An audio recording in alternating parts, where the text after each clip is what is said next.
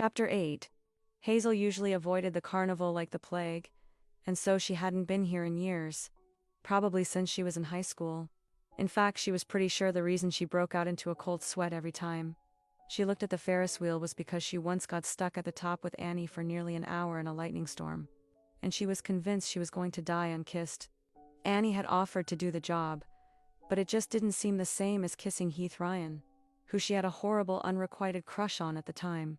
So she politely declined even as the two girls huddled together, shrieking at every rumble of distant thunder.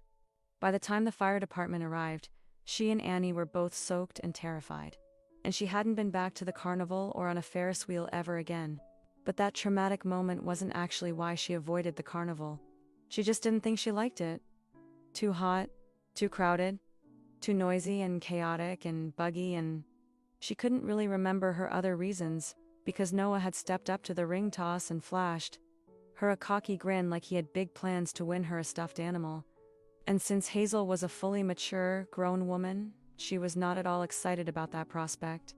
She was holding his cotton candy and shoved another piece into her mouth. Sugar moved fast through her bloodstream, which was obviously why her stomach was doing weird things as she watched. Noah tossed 3 yellow rings one at a time toward the wood pegs. He missed every time. He handed the teenager working the booth more tickets. That was just a warm-up. Yes, important to warm up. Noah grinned at her and then turned his focus back on the pegs. He missed again, 3 times in a row. He groaned. Jane did warn me this was a tough game. Hazel laughed. She said try to do my best. Good life advice. Smart kindergartner. He winked at her and then tossed another ring. It spun around the peg and then clattered to the ground. Noah hung his head. Damn. Come on, champ, maybe you'll have better luck at the next one. Hazel put a hand on his arm to guide him away from the game and found her fingers lingering there on the muscles of his bicep. His arm was so solid. He let himself be led and caught Hazel's hand in his before she could pull it back. His hand was solid too, big and strong and probably capable of doing so many more interesting things than ring toss. She cleared her throat. You know, if we hold hands, the whole town will have us married off by Monday. His laugh was low and just for her when he leaned down to whisper in her ear. Fine by me. She peered up at him, a frown on her face as they meandered through the crowd. Oh, please. Oh, please. What? Hazel let out a little disbelieving huff. Everyone knows you don't date women for longer than a summer, 2 months max. At that rate, you'd be dumping me on my birthday. His copper brows rose. Oh, really? This is common knowledge? Yep, you like tourists, temporary guests, out-of-towners. There was even a rumor that you spent a very interesting weekend with an entire bachelorette party. Her cheeks burned at the thought. Why had she brought any of this up? Well, it was one thing to engage in this flirtation for the duration of their summer of fun, but to pretend it was anything more would just be ridiculous. Not that she thought Noah actually wanted to marry her by Monday, but the town would talk, they would make assumptions, and she wanted Noah to be clear on what was going on here. She expected him to grin and make some kind of joke about the bachelorette party, but he'd gone quiet instead. Sorry, I didn't mean to insult you. People will talk. And I know we're just doing this as friends, a friendly summer of fun. Hazel trailed off when Noah's gaze met hers, and the look in his eyes said he wanted to be something other than friends. Her breath stuttered. Oh, damn. No, you're right. I don't do long-term relationships. All right. Anadir is not the entire bachelorette party. Oh. But there's a first time for everything. He winked at her, the smile back on his face as he pulled her through the crowd. A first time for everything?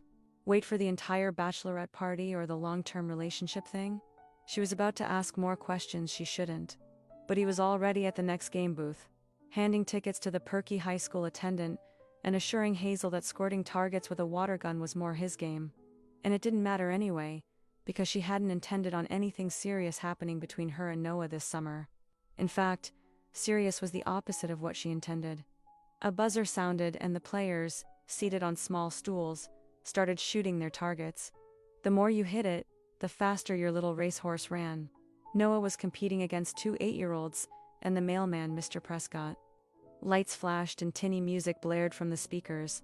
Noah was all focused though. Hazel couldn't help but smile as he crouched over the fake gun, a furrow of concentration in his brow. And she also couldn't help the cheer that escaped her when he won. For you. He proudly presented her with a giant penguin. It was easily 3 feet tall and stuffed with material she could only assume was carcinogenic. The entire thing felt highly flammable and utterly toxic, but she held it to her chest like a kid on Christmas. I love him. Noah laughed, his eyes crinkling in the corners. Just imagine what the rumor mill will crank out now. Noah and Hazel elope in Antarctica, bring home Mew, pet. Hazel gives birth to 3-foot-tall tuxedoed baby. Giggles fizzed from her as they walked away from the booth, penguin tucked beneath her arm. The cotton candy was long gone. She grinned up at him. Maybe she liked the carnival after all. Noah's much more handsome brother comes to town and sweeps Hazel off her feet. He feigned offense at that one. Hey, more handsome? Now that just hurts, Hayes. Do you even have a brother? Nope. 2 sisters, both older than me. Both smarter and more responsible. But definitely not handsomer. He laughed again, taking her free hand in his. She let him. Let the Dream Harbor rumor mill say what it would. She wasn't afraid of them. Definitely not. But don't tell them I said so. Never. They'd wandered toward the food trucks. Should we get something to eat, like some real food? Sure. After much deliberation, they settled on chicken gyros and an absurdly large fresh-squeezed lemonade to share. They sat at a sticky picnic table across from each other, while small children ran screeching by. The night was hot and humid and Hazel's thighs stuck to the metal bench, but somehow she didn't seem to mind as much as she usually did. I'd like to meet them, she said. Meet who? The bachelorette party. I allegedly debauched? Lovely girls. She smacked his arm. No, your sisters. Really? Yeah, of course. Why? She shrugged. I don't know, you're kind of a mystery around here. A mystery? I like that. He waggled his eyebrows, taking another bite of his gyro. I'm serious, you just kinda showed up here one day and I feel like I don't know much about you. Believe it or not, Hayes, there are a lot of towns out there that people come in and go from without anyone noticing. Well, that's sad. He shrugged, but was no longer meeting her eye. His playfulness was gone. Hazel had managed to suck the fun out of the freaking carnival. I'm sure plenty of people noticed when you moved here. Oh, they definitely noticed when I bailed on the family business. Oh. I'm not so much a mystery as a screw-up. Sorry to disappoint. You don't disappoint me at all. He met her gaze again, a look of quiet surprise on his face. He quickly covered it up with a charming grin. I think we need to get back on track. We do? Yep, I promised you a fun night, Hansef, remember? We can't be sitting around talking about my family drama on a Hansef night. Sounds like a German cousin or something. Noah laughed, the playfulness back in his eyes. And Hansef says no more family talk. It's time for the Ferris wheel. Hazel hugged her penguin tighter. I think I've had plenty of fun for one night. I should probably get to bed. Hayes, it's 9 o'clock. I'm tired. Hayes, 9 o'clock is an old lady bedtime. I am an old lady. No, you are young and vibrant and fun. And sexy. Another wink. How did he make winking not creepy? Sexy? Terribly. She rolled her eyes, but heat had crept into her cheeks anyway. Noah, debaucher of entire bachelorette parties, thought she was sexy. It made her head spin. Okay, fine, we can do the Ferris wheel, but if I vomit on you, that's your fault. Understood. He held out a hand and helped her up from her sticky bench.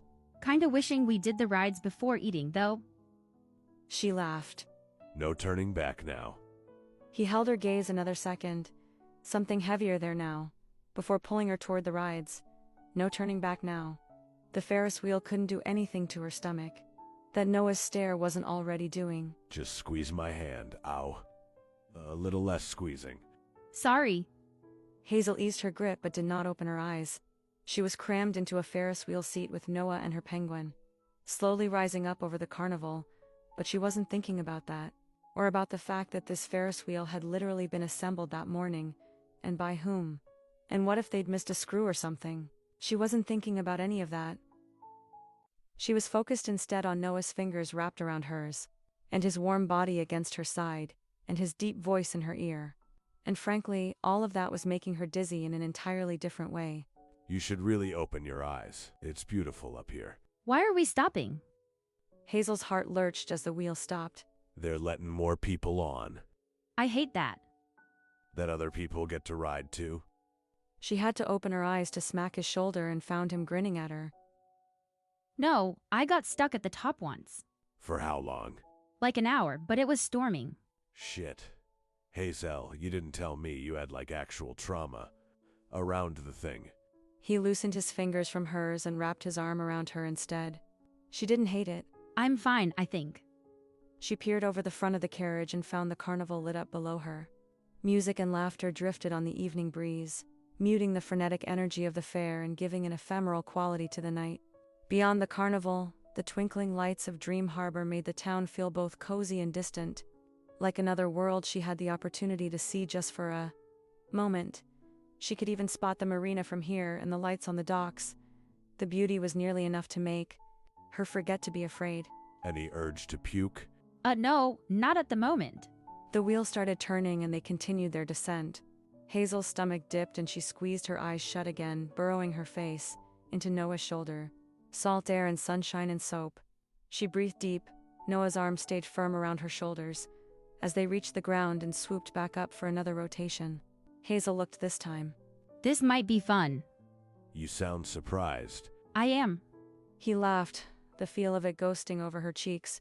Their heads were close together. The seat was small and the penguin was big. They didn't have much choice. You know what might be even more fun?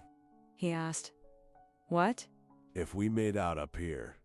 His smile said he was teasing, but his eyes said he was dead serious. He was closer now, his nose brushing against her cheek, his forehead leaning against hers. And everything about this felt reckless. Hazel leaned in. Her lips brushed against his. Noah made a sound somewhere between a groan and a sigh, so Hazel deepened. The kiss, her tongue swept into his mouth and he was cotton candy and lemonade and summer and Hazel liked it. She pulled away as the wheel turned to bring them back down and caught Noah's dazed expression in the multicolored lights of the rides. Damn Hazel Kelly. He whispered, and she smiled.